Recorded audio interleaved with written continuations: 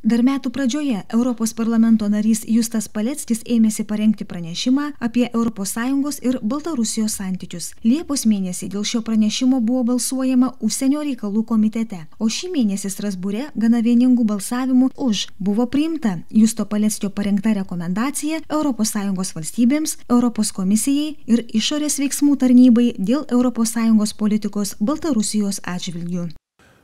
Tikrai manau, kad tai buvo svarbus pranešimas, ta prasme, kad vis dėlto Europos parlamentas pritarė tokiai politikai, kad reikėtų ieškoti naujų galimybių naujam startui santykiams su Baltarusija.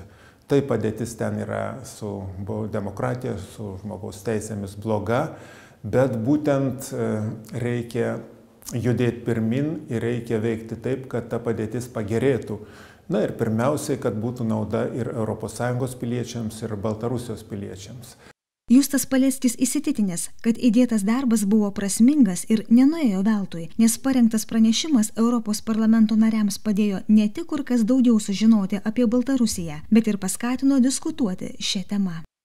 Buvo įdomi diskusija, kur ypač išskirčiau komisaro Štefano Fiulės kalbą, kuris irgi palaikė tą pagrindinę liniją, kad atverti visas galimybės didesniam bendradarbiavimui, daryti įtaką santykiams su Baltarusija, o ne laukti ir nieko nedaryti, arba kai kurie kiti įtakingi politikai sako Europos, iš viso numoti ranką į Baltarusiją ir laikyti, kad ji yra prarasta Europai šalis.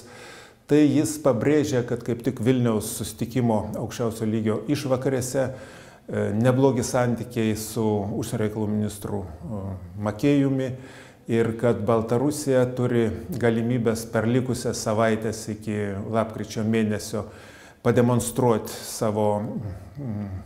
savo pasiruošimą dialogui, pirmiausiai tai politinių kalinių paleidimas. Na ir jeigu tai vyktų, tai manau būtų tikrai labai geras ženklas ir Vilniaus susitikimui, ir apskritai ES santykiams su Baltarusija. Na ir tikėsimės, kad vis dėlto kaip tik tai planuojamas delegacijos Europos parlamento vizitas į Baltarusiją artimiausioje ateityje, kad jis įvyks ir tie santykiai pajudės iš mirties taško.